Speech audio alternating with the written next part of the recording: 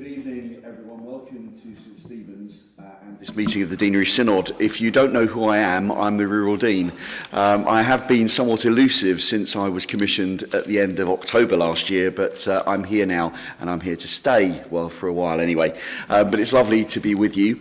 The first presentation that we have this evening will be live streamed. So just to warn you, but to reassure you that none of you will be on camera, but when we come to the Q&A, should you wish your voice not to be recognisable, then please choose an accent of your preference. Yes, yeah, some may be more obvious than others. I'm going to hand over to Becky, who's going to open in prayer and then tell us a little bit about where St Stephen's and St Julian's are.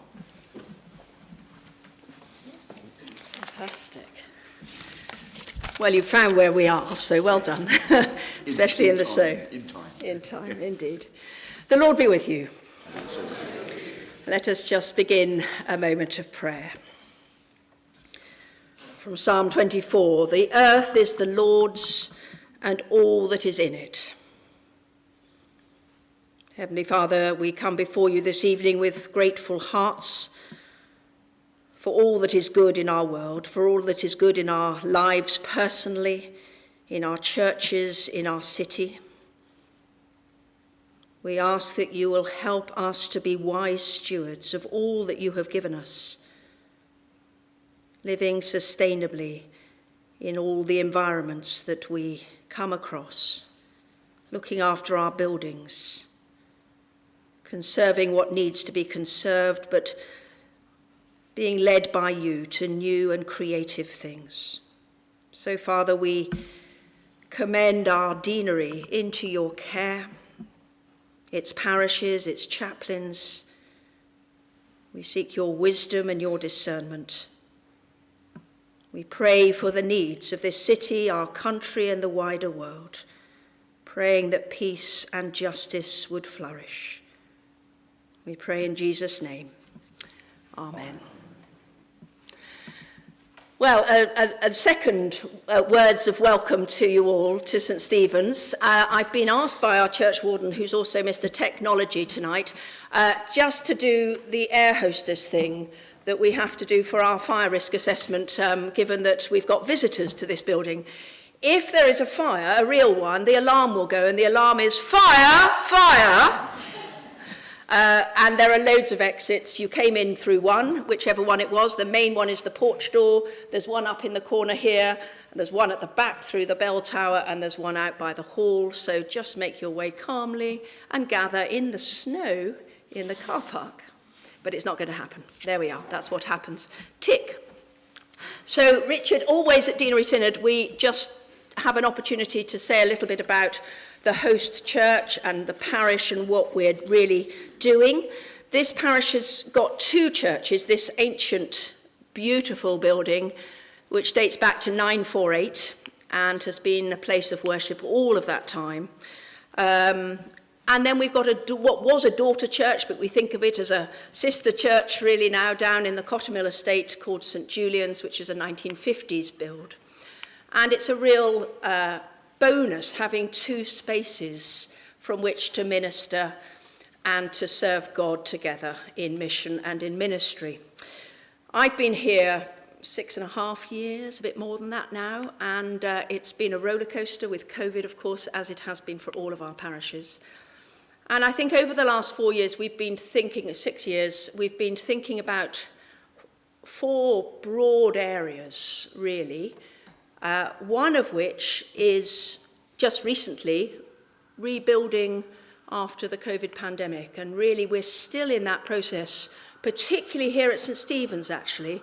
St Julian's, being a smaller congregation, have just bounced back because they know if they don't pitch up, there's no church, and it's a wonderful community. But here we've struggled to bounce back to the sort of numbers that we were, and yet there's real new shoots of spiritual growth and faith. We've had 12 were confirmed just in the autumn last year. 10 of those were adults and 2 young people, which was an absolute joy. So there are some wonderful things happening, but we're still in that rebuilding phase and discerning really what God is asking us to do. We've also been really focusing on equipping people for ministry, lay people. And it's been a delight to walk alongside 3 lay leaders of worship while they've been doing their training, and now as they're serving both churches in leading non-Eucharistic services. We've also recently, in the last 2 years, had 4 enablers trained on the foundations course that the diocese have been running. We've got a new pastoral enabler who has set up a new pastoral care team, which is going from strength to strength, which is wonderful. 2 discipleship enablers who are doing bits of teaching and small groups. And 1 mission enabler, in brackets, environment, which is Rachel, who you might know as the Diocesan Environment Officer, and she's one of ours, and she's an absolute gift.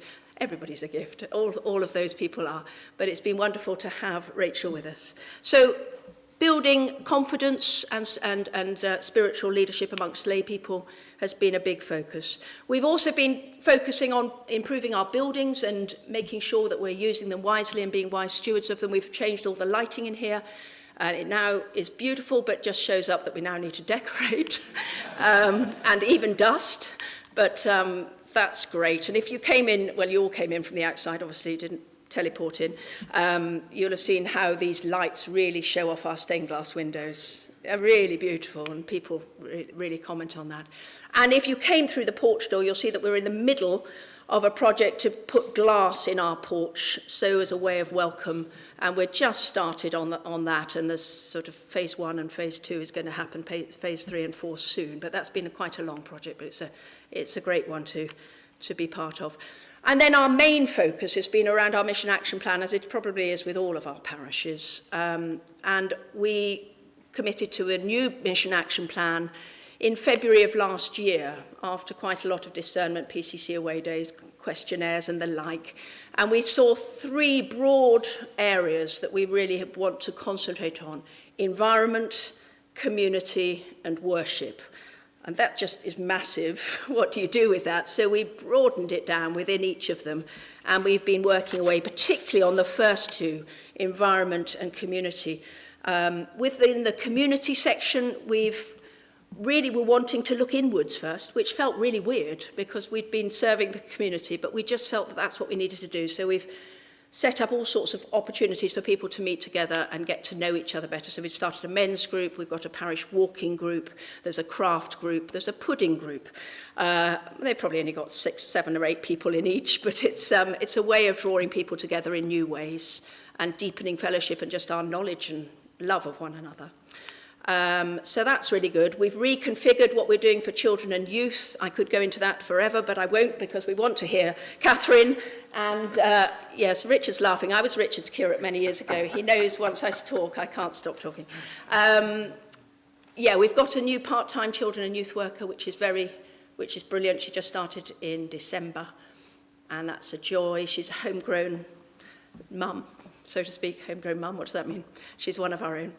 And then within the environment, we've been doing loads, led so ably by Rachel. And we were Eco Church affiliated, I think, back in May 2020. We joined the Eco Church many years ago and then got our Bronze Award in May 2020 of both churches. And we're working hard towards our Silver Award for Eco Church. Do you all know what Eco Church is? Have I got time? You all do know. We're working under 5 areas to try and live more sustainably. Worship and teaching, management of church buildings, management of church land, of which we've got a huge churchyard, community and global engagement, and lifestyle. And we've been doing things under all of those areas, which I haven't really got time to go into. Hiring thermal cameras to see where we're losing heat, doing biodiversity training in our churchyards, doing lots of outdoor worship. I can't think, but it goes on and on. Rachel can tell you over coffee, but we've had coffee. So get to know Rachel and email her, and she'll tell you, because I've gone on for too long. That's just a snapshot, but do keep us in our prayers, because we aren't back to where we really want to be. We've got lots of ideas of what we want to be doing. But it's mutual support and encouragement of what Deanery is all about. So I pray for you, as I hope you pray for us. Thanks very much.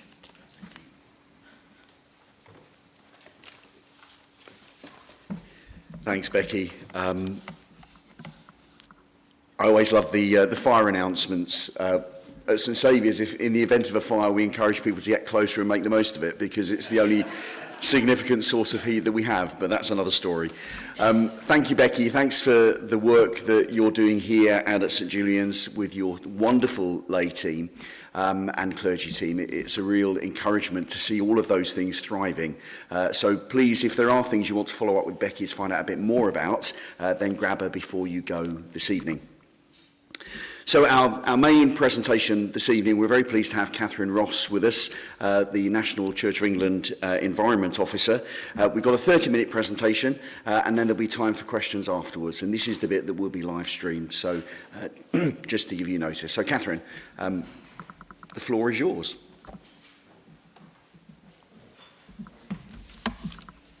Now I need a clicker.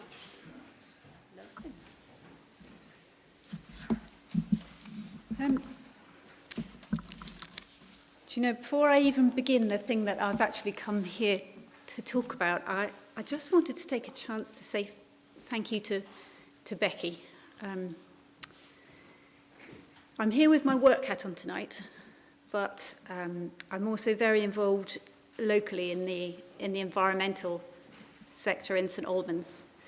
And one of the proudest nights of my life was taking the climate emergency petition to the council chamber back in 1999, the night when the council unanimously declared a climate emergency. And it was Becky that did the opening words, the opening prayer at the beginning of the council meeting that night, and spoke so beautifully and so powerfully that by the time she sat down, I thought, well, that's my job done. You know, I don't need to speak. The tone was set. Right, let me begin by talking about what I've actually come here to talk about, the practical steps to reduce the carbon footprint of church buildings. So to explain my role, there are 16,000 churches around the country supported by 42 dioceses, and the 42 dioceses supported by a small central team at Church House Westminster. And I'm part of that central buildings team. And my focus is very much on net zero carbon. So how do we move our incredibly varied, incredibly precious buildings towards net zero carbon in a way which also enables mission, in a way where Becky was just saying those three priorities. If you get environment right, it should be supporting community. It should be supporting worship. I was thinking, as she was speaking, of one of the case studies that we have on our website of a church called St Anne in Ings in Cumbria. And it's a really, really lovely case study video where they talk about the fact that they've moved to a heat pump, but by doing a heat pump and by being able to make the church warm throughout the week, they've now got usage throughout the week. And they've managed to make it a space which is now working for the church so powerfully to deliver its mission. So yes, when we get it right, there are all sorts of benefits. Thank you for inviting me to come along and talk to you about buildings. It's a very practical session. It's a bit bricks and mortar session. I'm focusing on churches. A lot of what I say is also true of church halls. And if you have a separate church hall, it might actually be that that's where most of the usage is and therefore the most of your carbon footprint is. And often church halls are easier to tackle. So keep that in mind. It's not just churches, it's church halls as well. I'm hoping that you know that in just 3 years ago, General Synod recognised the climate emergency, recognised the fundamental injustice of climate change in impacting on the poorest people and the poorest countries of the world, and set us the very bold challenge of all parts of the church to move towards being net zero carbon by 2030, which is no small ambition. The church in this photograph, I always love to start with this church, St Michael and All Angel, Withington. And the reason I start with it is because it looks like any beautiful, rural, medieval church. It also has a very good claim to be the first net zero carbon church of the modern era. So since there's been electricity, since we've been burning fossil fuels in our buildings. How did they go about it? They started with the floodlights, and they consulted their community about whether they could reduce the hours that they run their floodlights, and the community were happy with that. So for the cost of zero, they reduced their energy use. They changed all the lights inside to LED. They've got solar panels behind that parapet on the left. They went first with biomass heating, but that didn't work out well for them, and they've now moved to electric heating. When the sun is shining and the church is in use, they use the electricity themselves from the solar panels. But if the church isn't in use, then that spare electricity that the solar panels creates is going out to the grid, and that counts as a valid offset for the remaining carbon footprint of this church. So they're net zero carbon. But it's not intrusive. We've not turned it into a passive house. It's still a beautiful, medieval, rural church, but a net zero carbon church. Right, I'm hoping that this clicker does. Oh, I'm clicking and nothing is happening, Neil. I'm looking at you for help. Do we need to do a Chris Whitty? It worked in the run-through, I can assure you. Right. Before I plunge into net zero carbon, the Church of England has a really wide-ranging environment programme working across all 6 of these areas, looking at how we can build the environment into our worship and teaching, the ethical investment side, where the church commissioners that hold the assets of the church engage really actively in trying to move the companies we invest in towards low carbon in themselves. A strong faith voice through the campaigns that we join in, particularly through our membership of the Climate Coalition. Community action, particularly thinking there around eco-church and eco-schools. Land and nature, where we have quite a lot of work going on, and I will give you a very quick plug for taking part in Churches Count in Nature this summer. And then net zero carbon, which is where I'll really focus on tonight.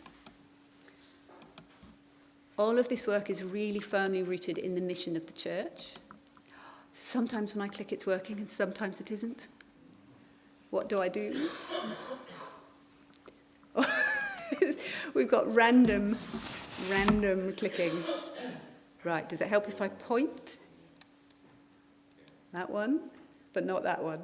Oh dear. Right. There we go. Finally, we got to the 5th mark of mission. The 5th mark of mission, to strive to safeguard the integrity of creation and sustain and renew the life of the earth. So the work that we're doing to try and look after the environment is written in to why we're here.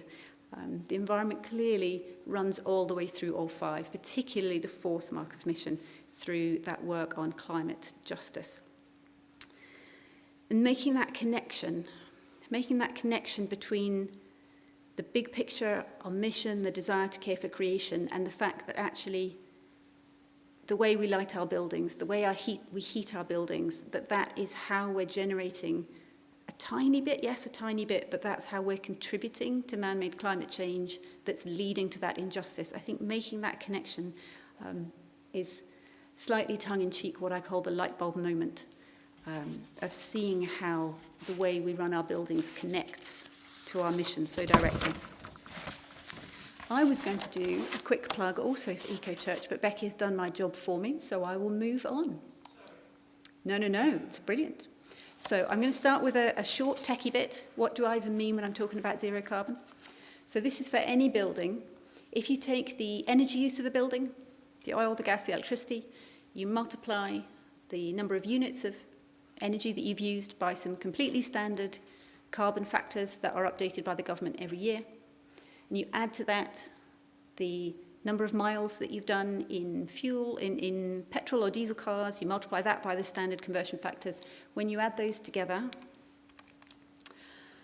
then you get the majority of a church or any building's gross carbon footprint.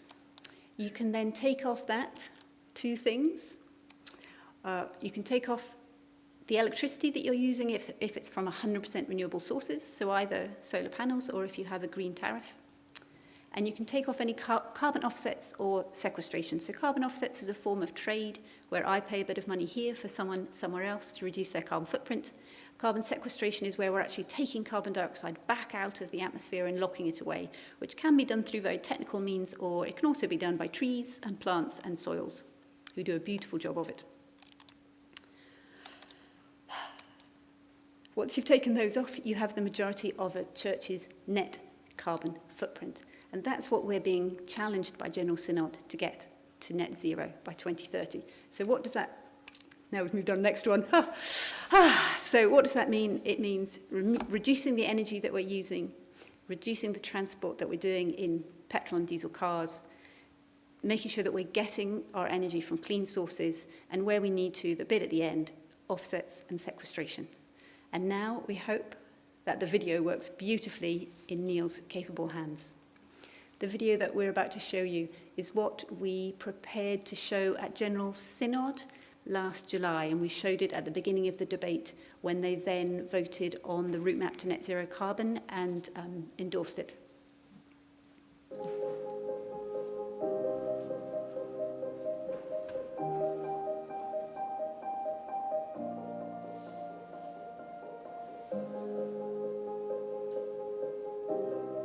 We decided we would heat the people and not the building.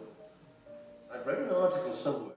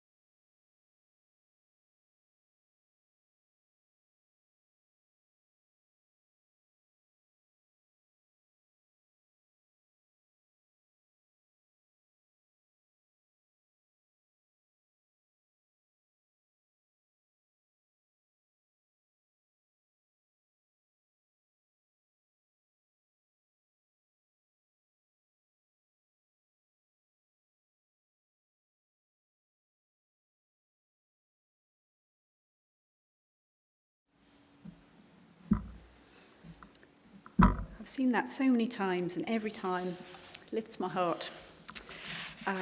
Right, so the practicalities. What kind of things would we do to make our church a net zero carbon church? So here's our church. What do we do? Well, let's first start thinking about the advantages that we have. Is it going to work? What should we do, Neil? Do I just need to do a Chris Whitty and ask you to advance it? Why don't I give you that back? Right. Our churches start with some advantages. They were made with local materials a long time ago. We heard that this church was built in 948. Isn't that incredible that we're building buildings that are still fulfilling the purpose for which they were originally built 1,000 years later? How many modern buildings will possibly achieve the same? A lot of our churches have high thermal mass from their solid walls, which retain heat. A lot of them have beautiful large windows, which have solar gain. And they have grounds often around them for planting. So if we want to move on and move towards net zero, then we need to establish some principles. So if we start with the 6 principles, the first of those, it's not an exciting principle to start with, but it's a very, very important one, is just about maintenance. And if you take away one thing from tonight about where to start with tackling your buildings, if you can just focus on good maintenance, you're a long way there. Secondly, is around making sure that the electricity and, if possible, the gas that we are using is on a valid 100% green tariff. I know it's hard at the moment to switch. Keep it in mind for when it's possible. The third is around wasting less. Often that's around having good heating controls and good lighting controls, so we're only using power when we need it. The fourth is, over time, where it is possible and when it is possible, to move our heating away from oil and gas heating and towards electric heating, with that electricity coming from Principle 2 from renewable sources. The fifth is, where possible, to be generating more of our own through solar panels or other renewables, but typically solar. And the sixth and last is for that bit at the end to be offsetting the rest. So I'm going to show you a number of the kind of things that you would be considering if you wanted to move your church towards net zero carbon. I have to be really clear, I would never ever expect to see everything done in one place.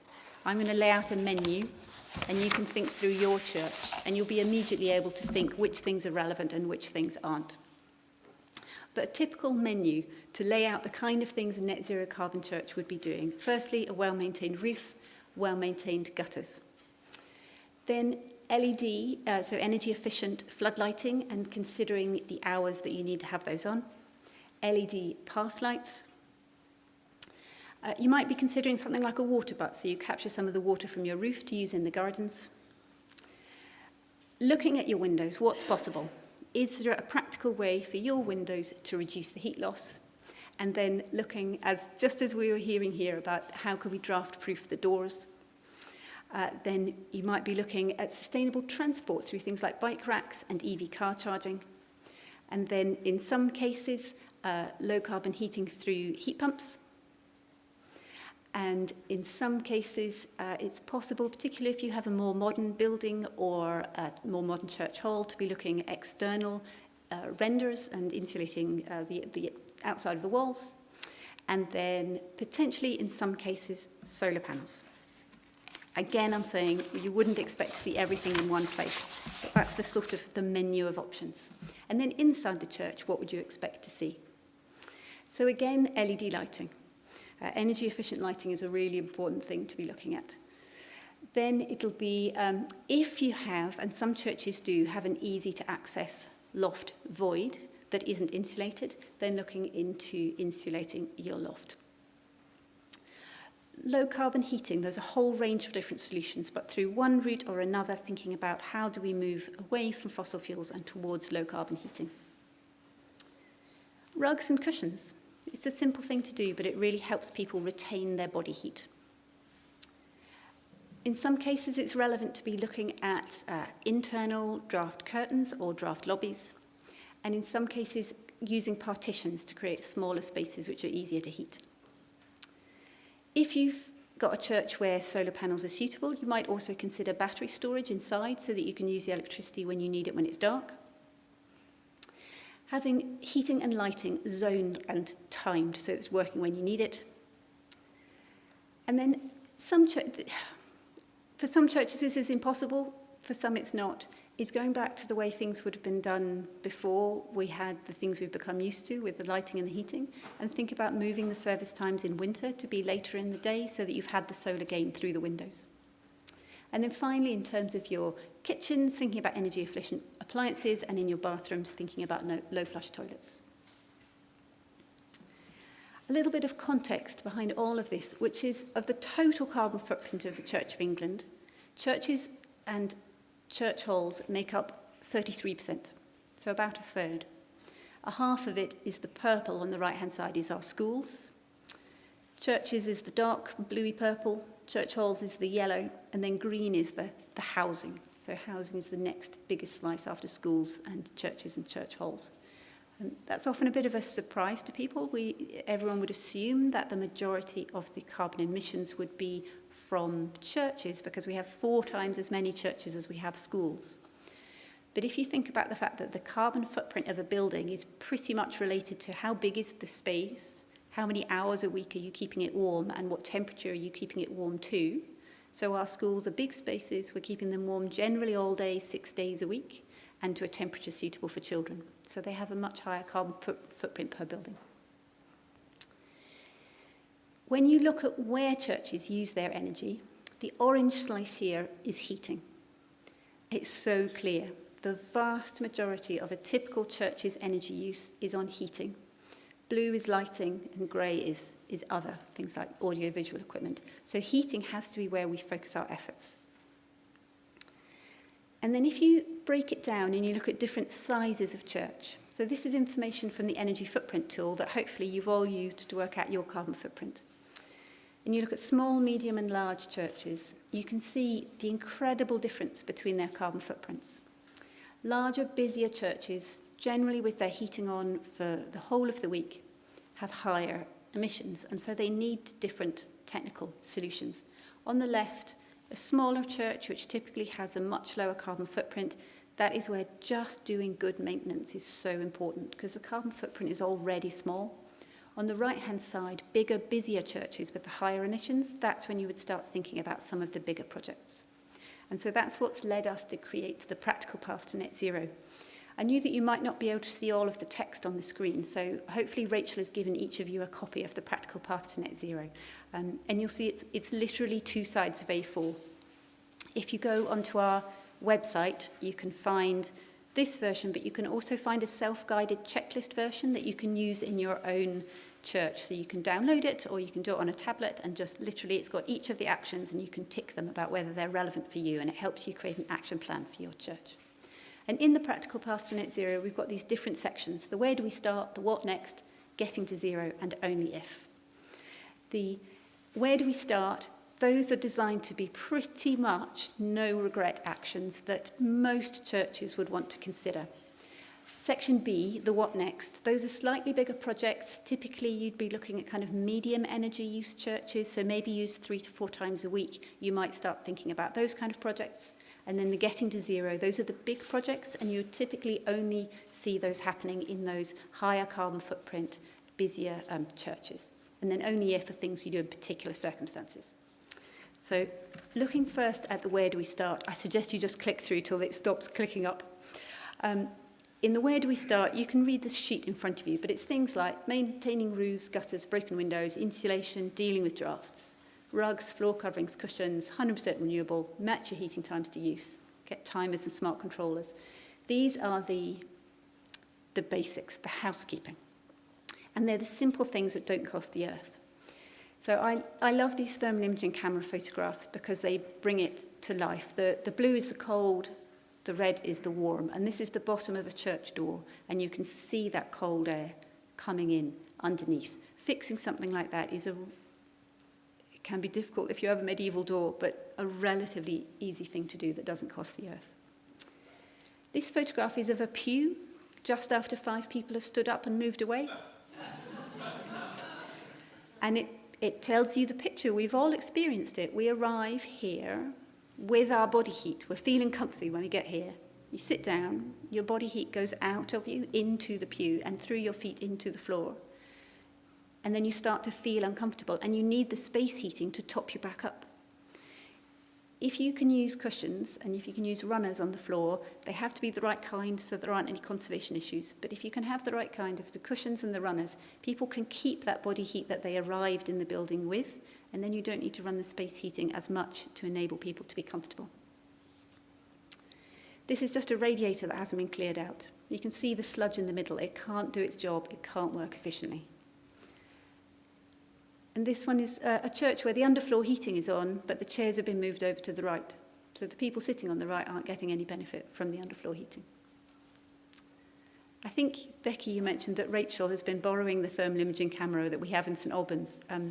We're really lucky in this district that there are thermal imaging cameras that you can borrow from Sustainable St Albans, so I really recommend it, and then you can go around and look at things like that.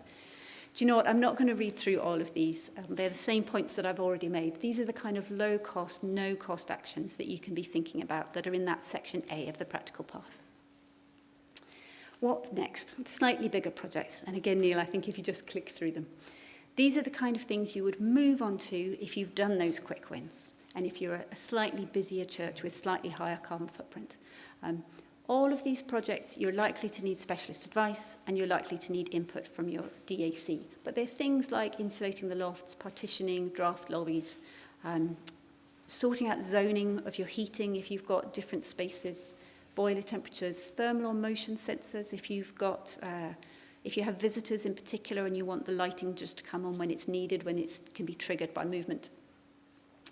And then, really importantly, the last one there, replacing gas and oil space heating over time with electric solutions. So I showed you that graph before, 84% of energy use being on heating.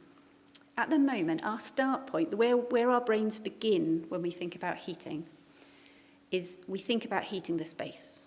That's just what we're used to. And then you have to think, well, how are we doing that? We're heating the space by burning a fossil fuel in a cupboard, and using that, generally, to heat up water. And that water's then moving around the building. That's warming up air. The warm air rises all the way to the ceiling. We all know it, and the photographs, the thermal imaging photographs show it. And then the air has to then come all the way back down to head level before people are getting any benefit. It's a really inefficient starting point, and it's burning a fossil fuel. So over time, we need to think about, unless we've been told that for our church with its fabric, we need that space heating for conservation reasons, is instead thinking as our start point, how do we make people comfortable? How are we going to make people comfortable in our buildings and have that be our start point? And often that means solutions such as pew heating. So you can't quite see them there, can you? The pew heaters are just running along behind the vicar's legs.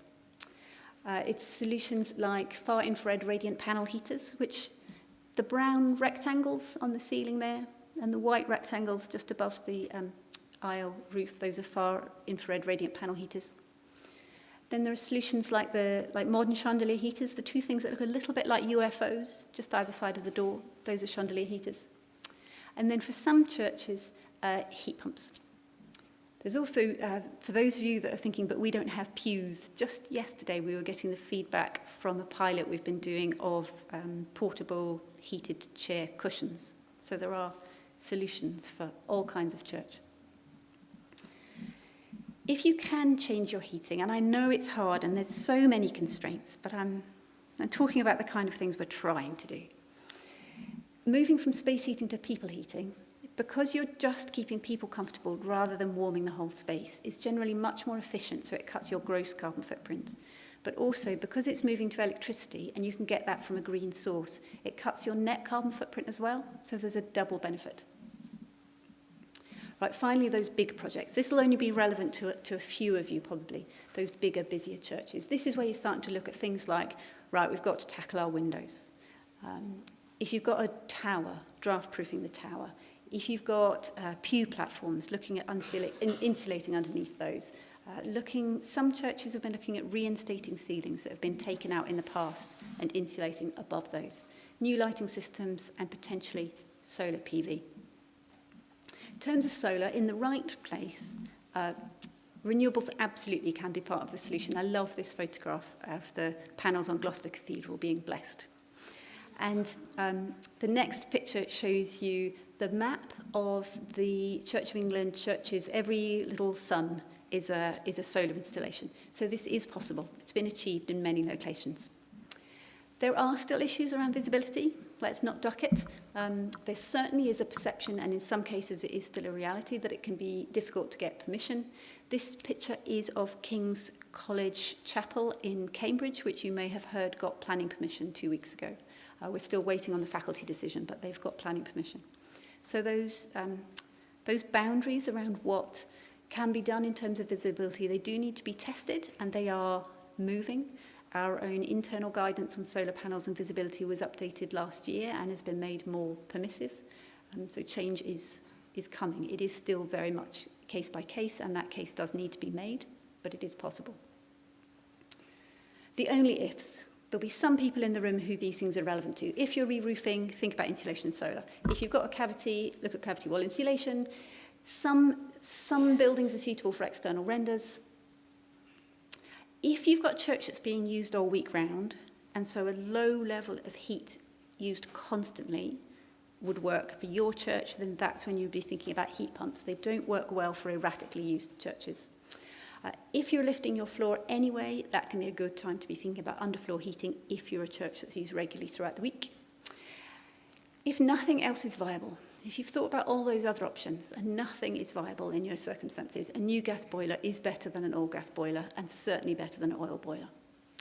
And if you've got a busy car park, EV car charging points. Right. Thank you, Neil. Next one. Okay. So where do you start? Let me wrap up with my call to action.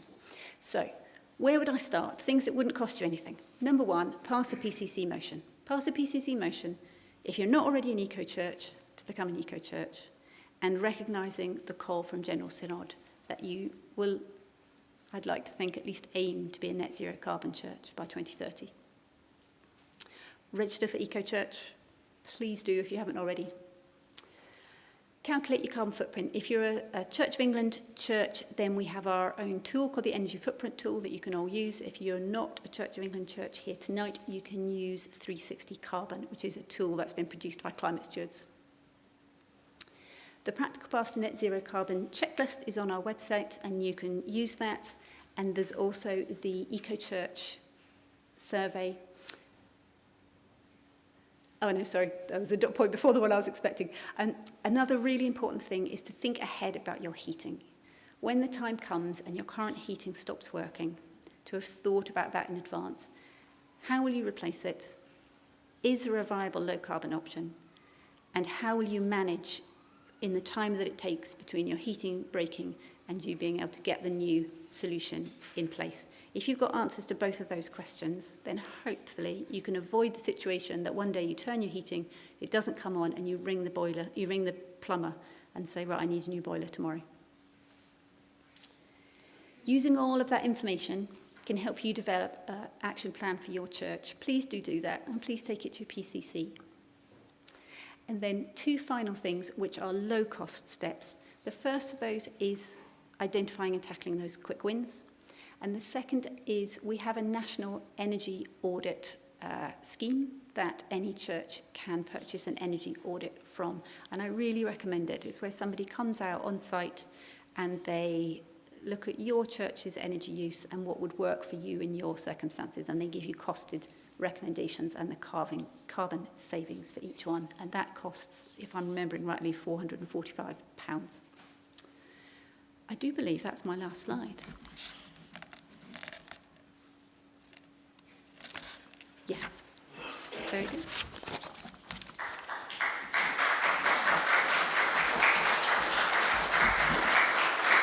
Thank you, Catherine. Just to give you a chance to catch your breath and also to give you a chance to wiggle and just get your minds in a different gear for any questions. Just literally have 2 minutes to talk to the people either side of you, your immediate responses to Catherine's presentation and what questions you might want to be asking. And I'll call you to order in a couple of minutes and then we'll have 15 minutes for questions. If you all start talking at once, it won't be embarrassing.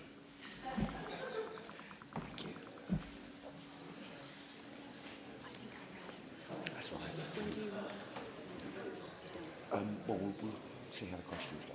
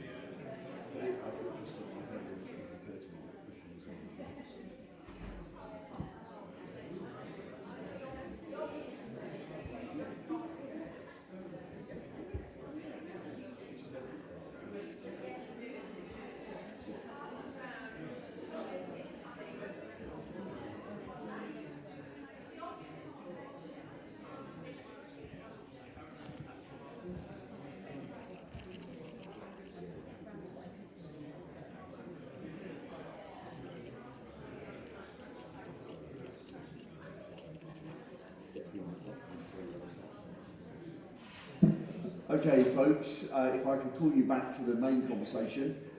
We've got 10 or 15 minutes available for questions. If you could just put your hand up if you'd like to ask a question. If you could speak as loudly as possible, and for my benefit, if for no one else's, say who you are and which parish you're from. So, any first questions? Yes.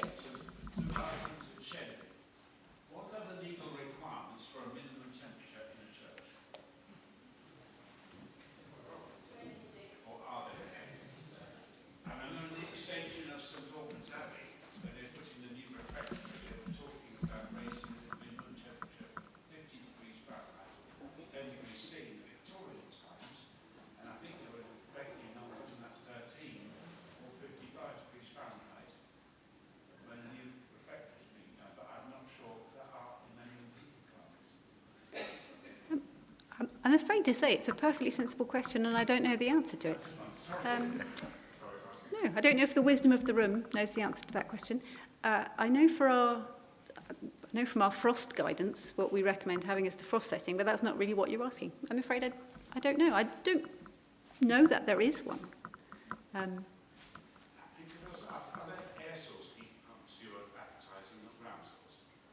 I wasn't advertising. There's different solutions. It's so case by case. So there are, generally for churches, there are 3 types of heat pumps which can be relevant.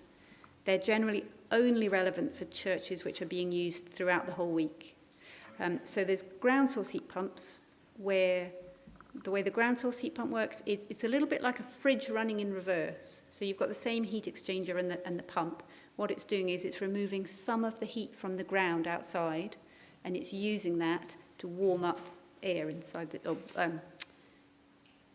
create warm water that's then circulating around the radiators inside the church. So that's a ground source heat pump, and for them you'll either have a deep borehole that's going down, or you'll have a long snaking set of pipes that go just underneath the surface of the ground. For obvious reasons to do with burials, it can often be quite difficult either to lay the wiggly pipe or the borehole. So occasionally ground source heat pumps. More common is an air source heat pump where you're having a unit outside that's taking some of the warmth from the air outside and exchanging that to warm up water and have that go around radiators. Or you can have what's called an air-to-air source heat pump, which is basically running like an air conditioner unit but the other way.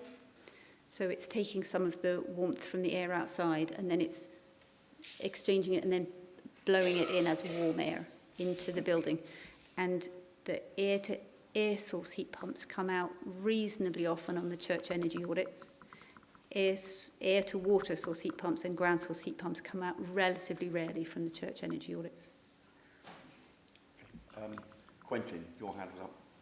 Just to say, Quentin King from the Abbey, I'm assuming the Shops, Offices and Factories Act would apply in any church which has offices or is using it in the way, and that would be, no one speak 63 degrees C Fahrenheit.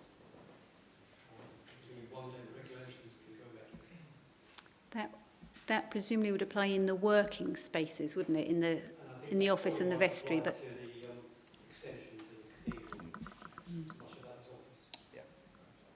Thank you. And yes? Graham from St Michael's. You mentioned 15,000 churches. I mean, that's a really powerful body if they all got together. How do we go about sharing best practice between those churches on this particular subject? And I'm thinking of things like planning permission. I mean, Kings must have done something tremendous to get planning permission around there. And this church is, I don't know, it's not probably very well listed, but my church is very well listed. We have a real problem in actually getting improvements currently. So sharing best practice and perhaps actually using these 15,000 churches, what's being done, you show the map up there, actually getting together and forming some sort of, not powerful body, but you see where it's coming from. We need some form of actually bringing it together and sharing best practice. yeah, so I couldn't agree more. It can absolutely happen locally through bodies like this. So you can share practice with your neighbours. You can share best practice within the diocese through the work of people like Rachel, who I now can't see, the Diocesan Environment Officer. We nationally have a whole case studies page. So when I hear about good examples, we get them written up and shared on our case studies page. I think there's about 30 on there now, so there could be more, but we've got a reasonable body of them building up. And then we also try and share outside of the Church of England, both with other faiths, but also with other heritage bodies. So we share case studies across the heritage organisations. I mean, it's only scratching the surface. There's so much more that we could do, but I agree, and we're doing a bit of it. DAC as well. Of course, yeah. Key. Yeah. And that's where the body that knows who's applying for what Yep. and regularly signpost people to each other. So a phone call to the team can get you some of that information. Good point, thank you.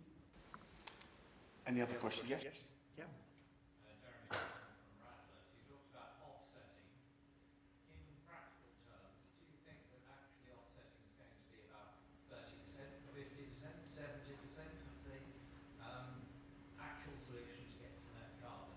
And I ask that because obviously therefore the richer churches have more ability to get to net zero. So our aim across the whole built estate, so across the whole of the Church of England, there's 32,000 buildings when you consider the schools and the housing and the cathedrals and the churches and everything. Across the whole estate, we're aiming that the offsetting is 10% or less, which is based on, there's a very big movement called science-based targets, which many organisations sign up to, and science-based targets recommend that offsetting should be no more than 10%. So that's our aspiration. I genuinely don't know whether when we get to 2030 we'll be within 10%, but that's what we would hope for. There's a hand here. Yeah. I'm Hannah Foxton from the Salvation Army. You mentioned about EV chargers inside the church. Have you got examples of how that works? Can the general public come and just charge? Do you charge them? To whom are they available? How does it work? Because it's something that we're looking at as well. different models for that. Unfortunately, this is going to be one of those havery answers where I say it depends. There are different models for that. So it depends a little bit whether you're, in some cases, but relatively rarely, you would think that people would be wanting to do kind of a pit stop charge. Maybe you've got a church that's relatively near a really main road and you know that people will come off, charge up for 15, 20 minutes, move on.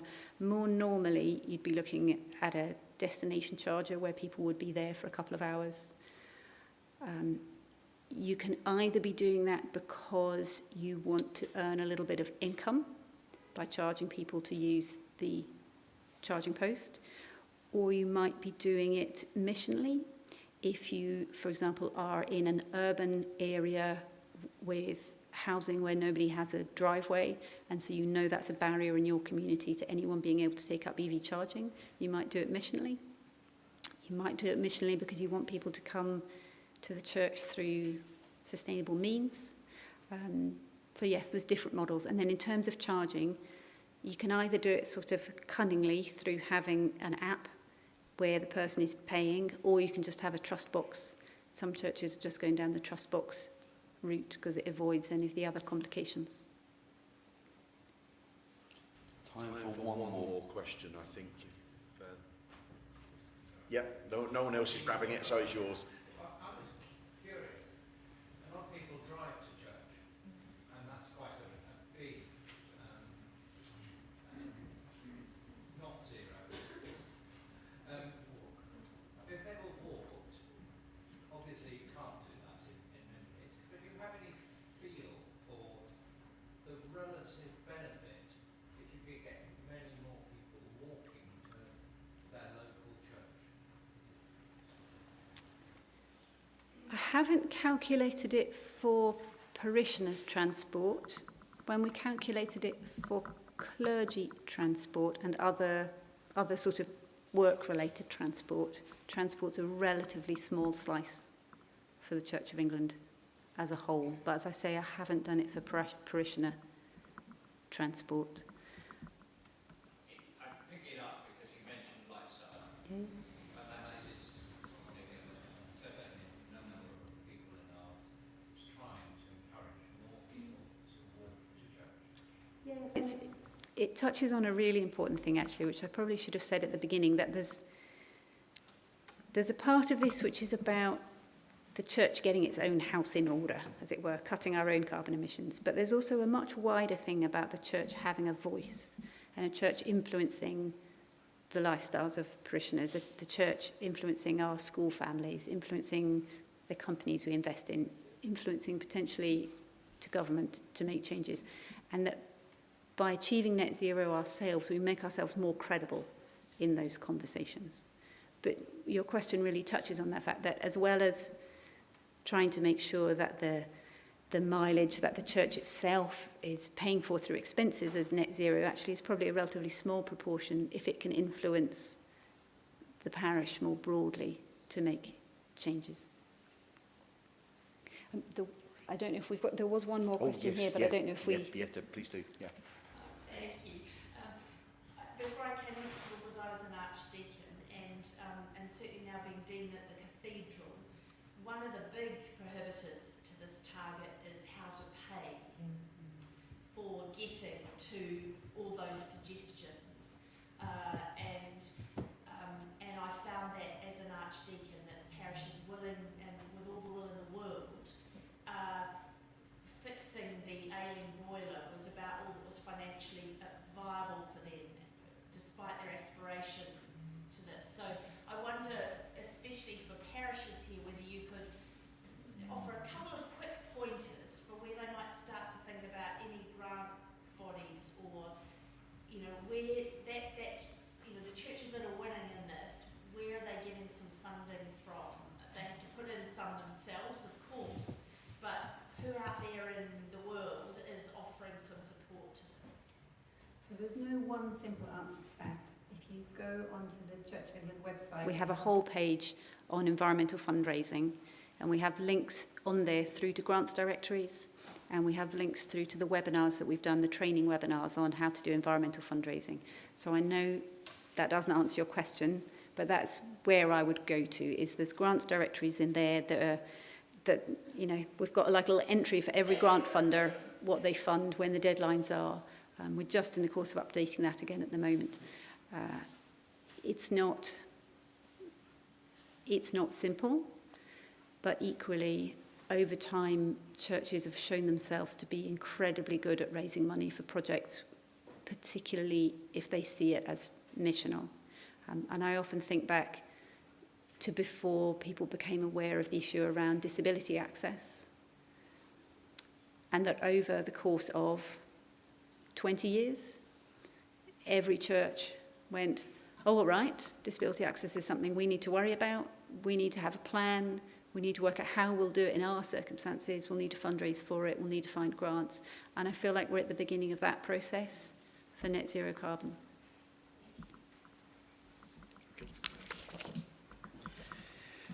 Catherine, thank you ever so much for your presentation. I'm very pleased that we're able to upload what you've seen on the screen onto the Deanery website subsequent to this evening's meeting. So if you want to go back to it, then the information is there. And there'll be something coming up later on the agenda where we can pull some ideas together in terms of how we're going to move forward. But thank you, Catherine. I think another round of applause is probably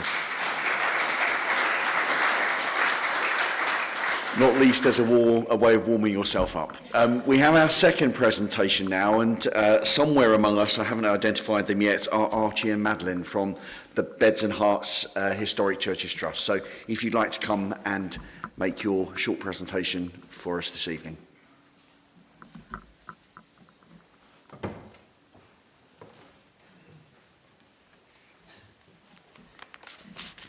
Thank you very much, and thank you for inviting us here this evening.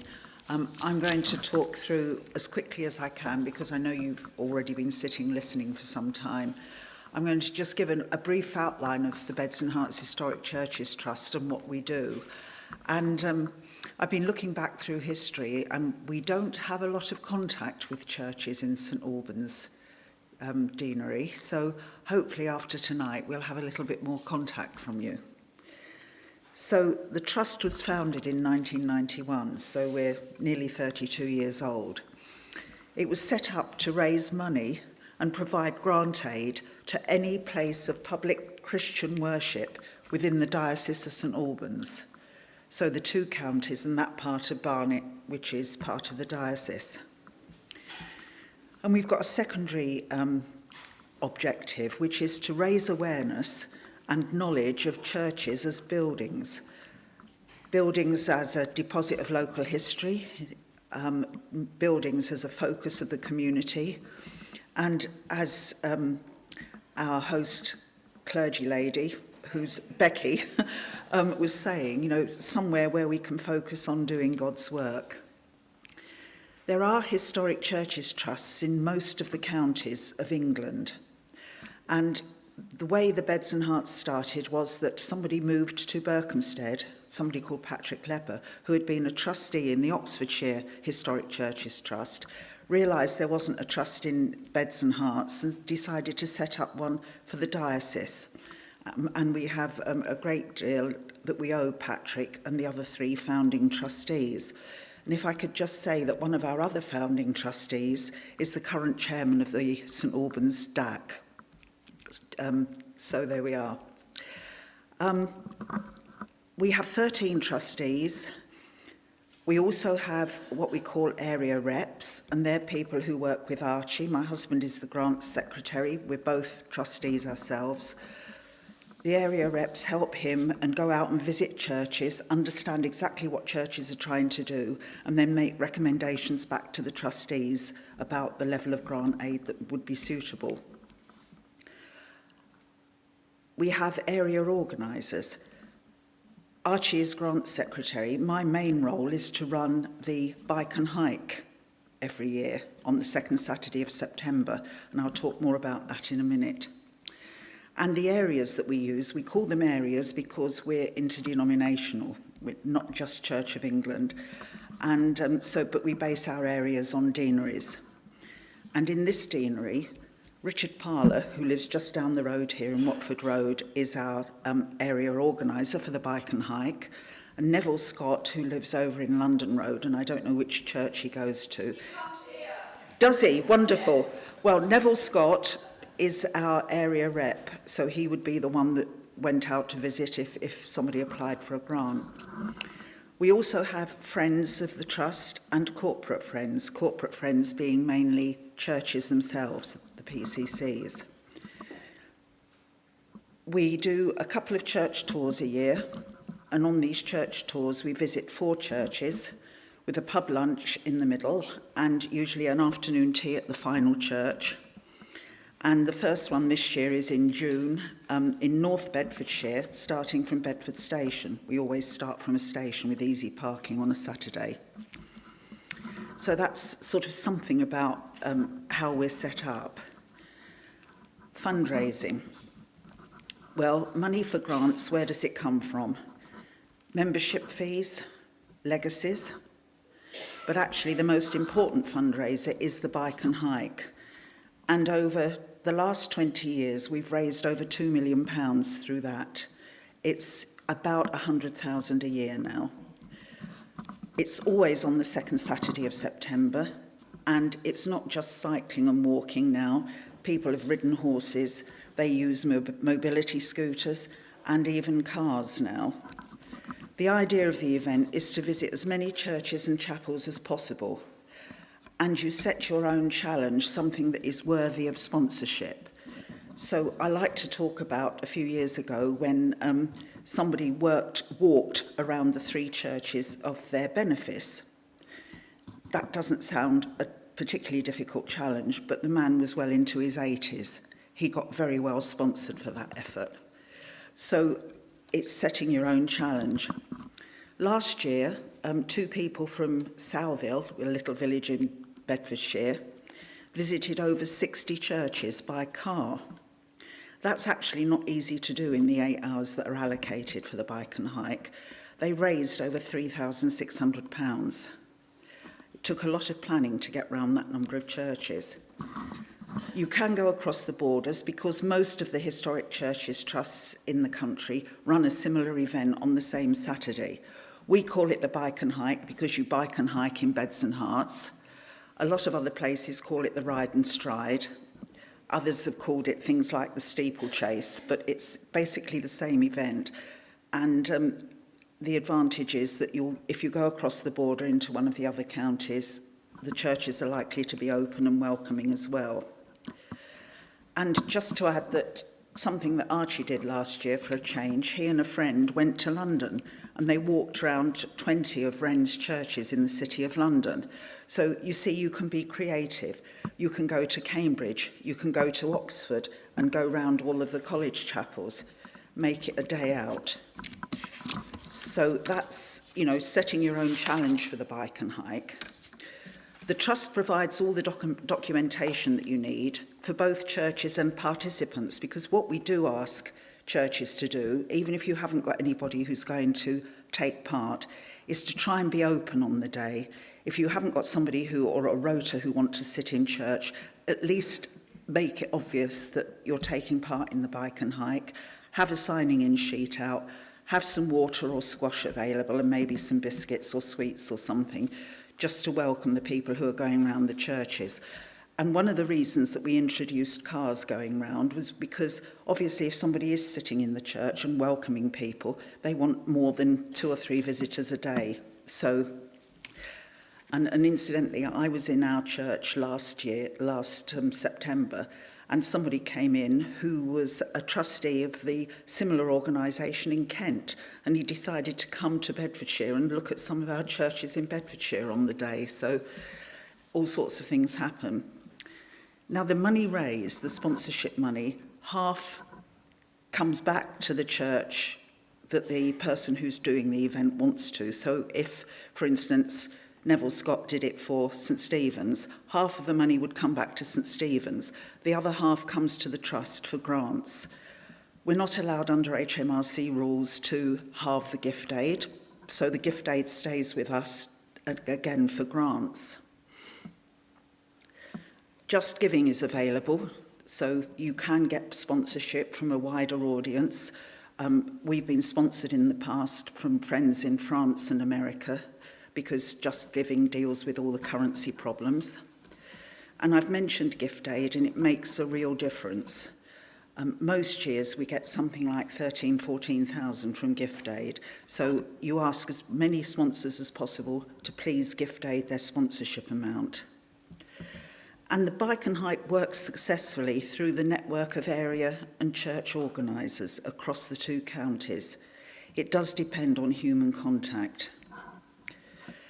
And I mentioned it's a real ecumenical event.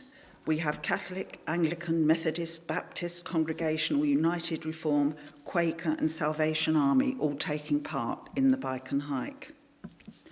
So that's the main fundraiser. The grants side of it, and over the 20 years, the Trust has given £3.8 million in grants.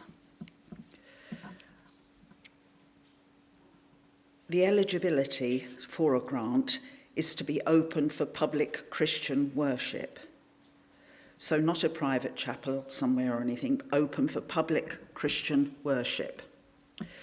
And we're called the Historic Churches Trust. That's a historic title. History started yesterday, so St Julian's would be eligible for a grant as much as St Stephen's. The type of work that's eligible is basically the fabric of the church, the worship area, not the church hall. We can't extend that far, we just don't have enough money. So it's the fabric of the worship area, and we do give grants for heating and lighting. So dare I say that if somebody wants to change to LED lighting or has got a heating project or something, we would be able to help. And I have to say at this stage that the grants are relatively small, up to about 10,000. But very often when a church is on a fundraising spree, we're the first to give a grant.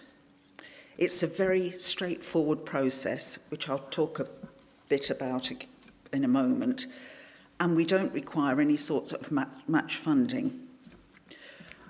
So if you want a grant from the Beds and Hearts, we don't put an application form on the website, but what we do put are the grant secretary's details. And the reason for that is that if somebody emails or rings up, the grant secretary, Archie, can talk to them and find out straight away whether their project is eligible. We don't want somebody to go through the process of filling in an application form, raising their hopes, and then, it's not eligible for some reason. So get in touch with the grant secretary and he will send you the necessary form. And then, as I've said, a visit from an area rep. During the visit, the area rep will understand more about what the church is trying to do. This is one of the reasons why we don't have to have a long, complicated application form, because, again, we rely on human contact. And at that visit, the area rep will ask for the accounts of the church and accounts of any friends and any other relevant paperwork if it's a specialist project. And of course, you do need denominational approval. So for us in the Church of England, a faculty or an archdeacon's licence, or whatever's appropriate for Methodists, Baptists and whatever. And what happens is that the grant requests go to the meeting of the trustees with the report from the area rep, and the trustees meet quarterly to look at grants. When a grant's awarded, the church has got 2 years to draw down the grant. Now, if something happens, as happened with the pandemic, and things come to a halt and the project can't be done in the 2 years, again, the trustees, if they look at the individual circumstances, can extend that. But you'll understand that there has to be some sort of limit, because otherwise that money is tied up and it might never be claimed. We need to know the project's going ahead. And when a church is ready to draw the grant, all they have to do is to send to the grant secretary an architect's certificate or an invoice from a heating consultant, whoever, if it's that kind of project. And then we pay out, as long as that certificate or invoice is more than the value of the grant. So it's quite a straightforward process. So, in conclusion, if I can say that our grant giving does rely on the income from fundraising and from Friends membership. So, it's £50 a year if your churches want to become members of the trust. It's for individuals or families, the minimum contributions are £20 for individuals or £30 for a family. And going back to corporate friends, if you have a grant, we do ask you to be a corporate friend after having the grant, and it all helps to build a little bit for grants for somebody else. So contact details are on the website, which is bedsheartshct.org.uk. Grants at Beds and Hearts goes to Archie. Bike and Hike at Beds and Hearts comes to me. Last September, we put out through our area organisers and therefore church organisers a poster which is basically blue with a church on it, but it was to hope to raise the profile of the trust, because as I say, we haven't got the profile we need in some areas. If you have got that blue poster somewhere, we'd be very grateful if it could be displayed semi-permanently on a church notice board. And we do get support from the deanery for the bike and hike. So last year we had money coming in from St Paul's, St Julian's, St Saviour's, St Peter, St Martin Shenley, along with London Road Methodist Church Shenley and London Coney Baptist Church. So thank you if there are representatives from some of those churches here. It's great that you're taking part. Can we make this wider in the deanery, please? And we are there for some of the projects that you may have. We don't have much requests for grants from St Albans. I'm not sure why. Whether you're all so rich you can do all the projects yourself, I don't know. But we are there and we'll help as much as we can. So I think I'll finish there. Thank you. And just to say before we go, that's an old Trust News, that's our newsletter. There's a new one about to come out, and I'll leave at the back of St Stephen's a few of our last year's annual report, which just tells you a bit more about the Trust. And I understand there's a short break now where some of us can disappear. So if anybody wants to ask a question and doesn't have time, get a visiting card from Archie or I, and we'll talk to you later. Thank you very much.